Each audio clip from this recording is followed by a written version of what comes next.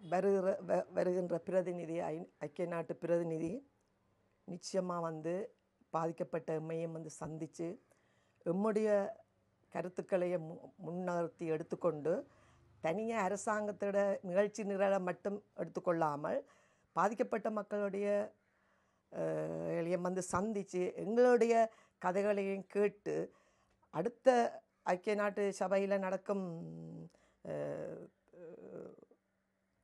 ஐக்கிய நாட்டு சபையில் நடக்கும் விசாரணையில் தனியாக அங்கே மட்டும் வச்சிருக்காம அதை சர்வதேச குற்றவியல் நீதிக்கு மாற்ற வேணுமென்று கேட்குறதுக்கு காரணம் என்ன, உள்நாட்டு பொறிமுறைகளை தான் இவர்கள் சொல்கிறார்கள்.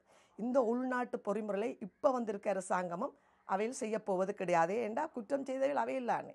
குற்றவாளிகள்கிட்ட நாங்கள் என்னென்று போய் நீதியை கேட்குறது? அவையில் குற்றம் செய்தவைகள் என்னென்று நீதி தருவீனமோ? அதைத்தான் நாங்கள் நீதி இல்லாத நாட்டில் நீதியரசருக்கே இதுலேருந்து நாட்டை விட்டுட்டு ஓடுறார். அப்புறம் எங்களுக்கு என்னென்று நீதி கிடைக்கும்?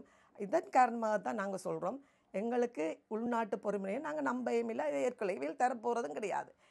தயவு செய்து வார பிரதிநிதி பாதிக்கப்பட்ட மக்கள் எங்களையும் சந்தித்து எங்களுடைய கருத்துக்களையும் முன்னிறுத்தி கொண்டு அடுத்த ஜெனிவா பிரதேசத்தில் அடுத்த ஜெனிவா பிரதோனையில் எங்களுடைய அடுத்த நகர்வுகளை நகர்த்த வேணும் என்று தான் கேட்டுக்கொள்கிறோம். தனியாக இதில் வச்சு விசாரணையில் முடிக்காமல் சரியான தகவல்களை எடுத்துக்கொண்டு சர்வதேச குற்றவியல் நீதிமன்றத்தில் இதை பாரப்படுத்த வேணும் என்று தான் நாங்கள் கேட்டுக்கொள்கிறோம். பாதிக்கப்பட்ட மக்களாகிய நாங்கள் கேட்டுக்கொள்கின்றோம்.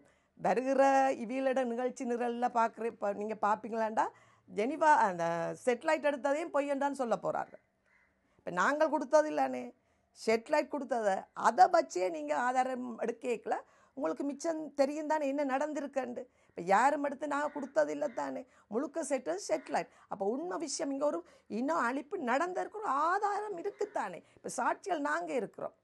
அப்போ செட்டிலைட் சொல்கிறதும் பொய்யண்டா நீங்கள் சொல்ல போகிறீங்க. அரசாங்கம் அப்படி தான் எந்த காலத்துலேயும் இந்த அரசாங்கத்தில் இந்த பிரிட்டிஷ் கொடுத்துட்டு போன இந்த அரசாங்கத்தை கடைசி மட்டும் இந்த எவர் வந்தாலும் இது நடக்க போகிற காரியம் கிடையாது. நாங்கள் உள்நாட்டு பொறிமுறைகளை நம்பி இருந்து நாங்கள் ஏமாற்றப்பட்டு விட்டோம். ஒவ்வொரு ஜனாதிபதி ஆணைக்குழு வரைக்கும் நாங்களும் அலைஞ்சு கொடுத்து களைச்சி போய் தான் இப்போ சர்வதேசத்தை நாங்கள் நாடி நிற்கிறோம்.